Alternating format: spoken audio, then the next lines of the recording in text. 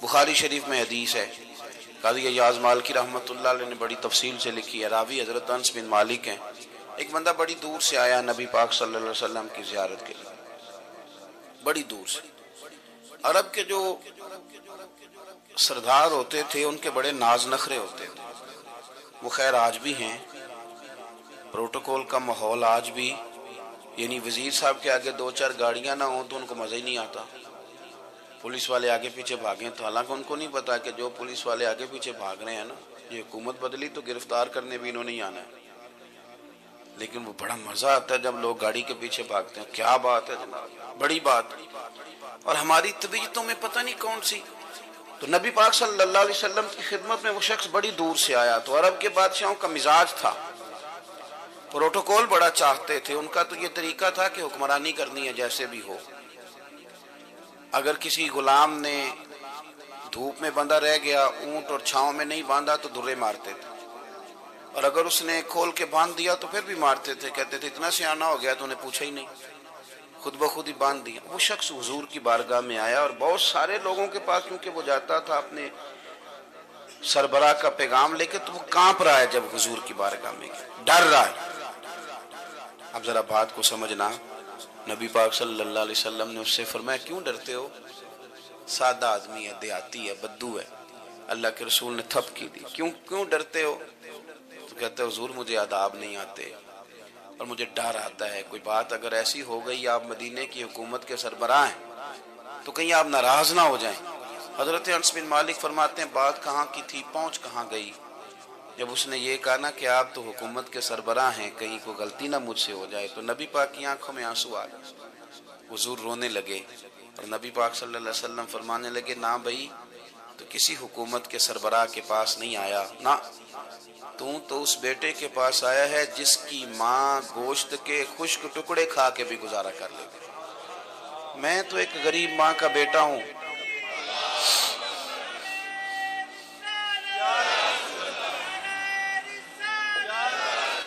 بھائی اگر آپ کا یہ ذوق بن جائے، دیکھو نا آج تو لوگ بھول جاتے ہیں نا، کپڑے بدل لیتے ہیں تو وہ سمجھتے ہیں کہ شاید سارا کچھ ہی بدل گیا، یعنی گاؤں سے آ کر پڑھنے والے بھول ہی گئے ہیں کہ کس کی ماں نے کتنا زیور بیچا تھا۔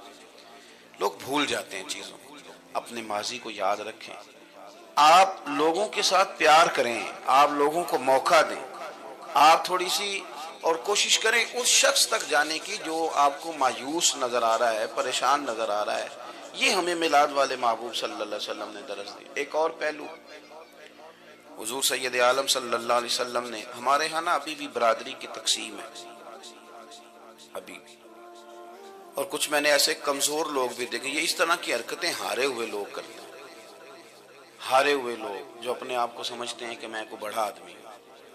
بڑا آدمی تو اپنے اخلاق سے ہوتا ہے، اپنے کردار سے ہوتا ہے، اپنی سخاوت سے ہوتا ہے، لوگوں سے پیار کرنے سے ہوتا ہے۔ باقی یہ کہ بیٹھ کے کہانی سنانا کہ میں بڑا کچھ کرتا ہوں، تو جو کچھ کرتا ہوتا ہے اسے سنانے کی کوئی ضرورت ہے؟ ایک اور بہت سارے لوگ آپ تعزیت کرنے جائیں نا والد کے انتقال کے بعد، تو ان بیچاروں کو بتانا پڑتا ہے کہ ابا جی میرے بغیر دوائی نہیں کھاتے تھے، تو میں کہتا ہوں اگر تیرے بغیر نہیں کھاتے تھے پھر بتانے کی ضرورت نہیں، پھر تو سارے گاؤں کو پتا ہوگا کہ تیرے بغیر نہیں کھاتے تھے، اور اگر کوئی دال میں کالا ہے تو پھر تیری وضاحت کوئی بندہ قبول نہیں کرے گا، تو آپ کو بتانا کیوں پڑ رہا ہے؟ اور آپ بار بار اس بات کا ذکر کیوں کر رہے ہیں کہ ہم بہت بڑے قبیلے کے ہیں؟ صاحب اگر آپ بڑے قبیلے کے ہیں تو پتہ ہوگا سارے علاقے کو آپ کتنا لوگوں کا خیال کرتے ہیں، آپ کس قدر محبت کرتے ہیں، آپ کا انداز کریمانہ کس طرح کی، پھر آپ کو بتانے کی کوئی ضرورت نہیں ہوتی، پھر خود بخود خبر ہوتی۔ حضرت سیدنا ابو ذر غفاری رضی اللہ تعالیٰ عنہ، قبیلہ بنو غفار ایک بڑی شاخ تھی قبیلوں میں سے، جو لوگ اس زمانے میں مالدار قبیلوں سے تعلق رکھتے تھے، ان میں سے ایک بڑا نام، ساری زندگی چودراہٹ کی، لیکن میلاد ایک انقلاب کا نام ہے۔ میں میلاد منانے والے دوستوں سے گزارش کرتا ہوں کہ آپ ہر سال میلاد منائیں، اور ہر سال میلاد کے بعد آپ تھوڑے بدل بھی جائیں، یعنی تھوڑے سے بدل جائیں۔ کچھ لوگ کہیں یار یہ داڑھی میں نے نا 12 ربیع الاول والے دن رکھی تھی، یہ میری میلاد والی داڑھی ہے، اور داڑھی رکھیں بھی نبی پاک کی مرضی کی۔ کس کی مرضی کی؟ نہ ناراض ہو جائے جی میں ٹور چلا، بس کس مرضی کی جی؟ اپنی مرضی کے نہیں. داڑھی کا وزن کو نہیں ہوتا کہ پوری مٹھی رکھیں گے تو آپ کو کوئی دقت ہوگی، کوئی وزن نہیں. پوری رکھیں، جو حضور کا طریقہ مبارکہ ہے جو ہمیں ملتا ہے اس پر آپ توجہ فرمائیں. تو میں جو بات عرض کرنے جا رہا ہوں وہ میلاد انقلاب ہے. حضور سید عالم صلی اللہ علیہ وسلم کی بارگاہ میں آنے سے پہلے لوگ کچھ اور ہوتے اور یہاں سے ہو کے جاتے تھے تو پھر ان میں تبدیلی آتی.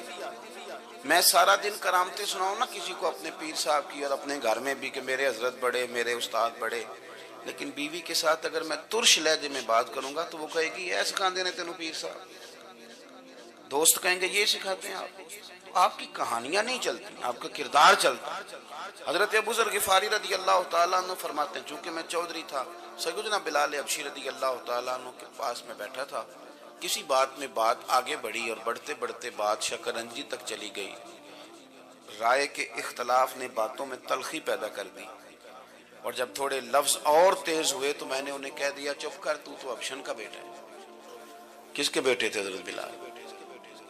کہتے ہیں جب انہوں نے مجھے کہا تو میرا دل بڑا ٹوٹا، کہ میں نے ارادہ کیا کہ میں نے حضور کی بارگاہ میں نہیں عرض کرنی ہے. ہر بات کی ہم حضور کی بارگاہ میں شکایت کریں، لیکن میں جا کے مسجد میں بیٹھا اور جب سرکار آئے نا، ارادہ نہیں تھا کہ عرض کروں گا، لیکن حضور کا چہرہ دیکھا تو دکھ میرا خود ہی تازہ ہو گیا. رونے کا بھی تو تب ہی مزہ آتا ہے نا کوئی اپنا ملے تو.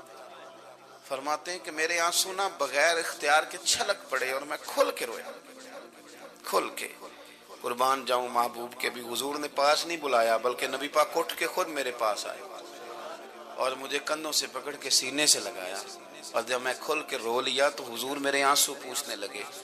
کچھ شعر ایسے ہوتے ہیں جو کسی نے کہے ہوتے ہیں اور کہنے والا جو ہوتا ہے وہ صاحب حال ہوتا ہے تو اس میں کچھ خوبصورتی زیادہ ہی ہو جاتی ہے. ایک پنجابی کے شاعر ہمارے گجرات میں گزرے، بزرگ تھے، ان کا ایک شعر ہے، وہ کہتے ہیں ایک باری میری آنکھیاں چوں اونا نے اتھرو پونجے سن. ایک باری میری آنکھیاں چوں اونا نے اتھرو پونجے سن، ہن تے چسکا پہ گیا رونے دا. ایک باری میری آنکھیاں چوں اونا نے اتھرو پونجے سن، ہن تے چسکا پہ گیا رونے دا تے ہر ویلے آہو زاری دا. تو میں روز رونے لگا ہوں، مزہ ہی بڑا آیا ہے جب سے محبوب نے چپ کرانا شروع کیا. میرے عزیز، اور پھر حضرت بلال حبشی رضی اللہ تعالیٰ عنہ چونکہ حضور کے غلام تھے اور انہیں پتہ تھا کہ سرکار میری ناز برداری کرتے ہیں. حضور نے چپ کرایا، فرمایا کیوں روتے ہو؟ تو عرض کرنے لگے یا رسول اللہ صلی اللہ علیہ وسلم، اگر میں ابشن کا بیٹا ہوں تو میری تو غلطی کوئی نہیں، یہ تو تقسیم اللہ کی ہے نا. الذی خلقک فسواک فعدلک فی ای صورت ما شاء رکبک. جس طرح وہ چاہتا ہے، جس کو چاہتا ہے اس طرح کی اس کی صورت بنا دیتا ہے. تو مجھے ابشن کا بیٹا کہا جاتا ہے، میری غلطی کیا ہے؟ حضرت بلال نے بھی نہیں بتایا کس نے کہا، لیکن نبی پاک صلی اللہ علیہ وسلم نے کیا فرمایا. امام یوسف صالحی نے لکھا ہے، ذرا غور کرنا بات پر، تسلیاں لوگ اور رنگ میں بھی دیتے ہیں پر یہ تسلی بڑی انوکھی ہے. حضور فرمانے لگے بلال اگر تو ابشن کا بیٹا تو پریشان کیوں ہوتا ہے؟ کالے رنگ والی ماں کا بیٹا ہے تو پریشان کیوں ہوتا ہے اگر تیری والدہ کا رنگ کالا ہے؟ عرض کی حضور آپ کیا فرمانا چاہتے ہیں؟ تو سرکار فرمانے لگے میں دو ماؤں کا بیٹا ہوں، ایک جناب آمنہ جنہوں نے مجھے پیدا کیا اور ایک حضرت ام ایمن جنہوں نے میری پرورش کی، مجھے بڑا کیا. حضور فرمانے لگے میری ماں آمنہ کا رنگ گورا تھا اور میری ماں ام ایمن کا رنگ کالا ہے. تو فرمایا اگر تجھے کسی نے کالے رنگ والی ماں کا بیٹا کہا تو اسے کہہ دینا مدینے والی محبوب کے بھی تو ایک والدہ کا رنگ کالا ہے، تو کہہ دینا. حضرت بلال کہتے ہیں کہ وہ اس طرح کی تسلی تھی، طفل تسلیاں نہیں جس طرح کی ہمیں دی جاتی، وہ اس طرح کی خوبصورت تسلی تھی کہ اس کے بعد میرا دل ایسا ٹھنڈا ہوا، پھر کسی کا تانا نہیں رہا، پھر کسی کی تکلیف نہیں رہی. رسول پاک صلی اللہ تعالی علیہ وسلم نے یہ جو آج تقسیم ہے ہمارے ہاں اونچ نیچ کی، چھوٹے بڑے کی، ذات برادری کی، حضور فرماتے ہیں میں نے پاؤں کے نیچے رکھ کے کچل دی، اب اس کا کوئی سٹیٹس نہیں رہا، اب یہ کوئی معاملہ نہیں.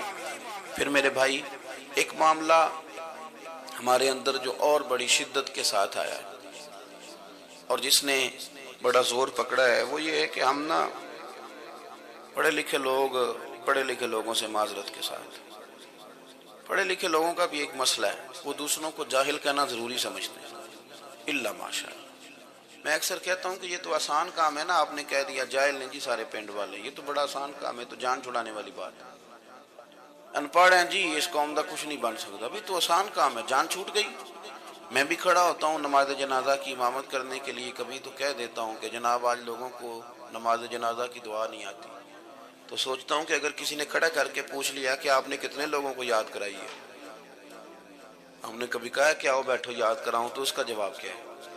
تنقید کرنا آسان کام ہے اور تعمیر کرنا یہ مشکل مرحلہ ہے۔ عزیز دوست، ہمارے ہاں نا ان پڑھ بندے کے ساتھ اور اس بندے کے ساتھ جس کی سوچیں محدود ہیں، ہمارا رویہ اتنا تلخ ہوتا ہے۔ بھئی مزہ تو تب آتا ہے نا جب آپ کو کچھ لوگ کہتے ہیں میں اچھے کے ساتھ اچھا ہوں، تو اچھے کے ساتھ تو ساری دنیا اچھی ہوتی ہے، آپ نے اس میں کیا کمال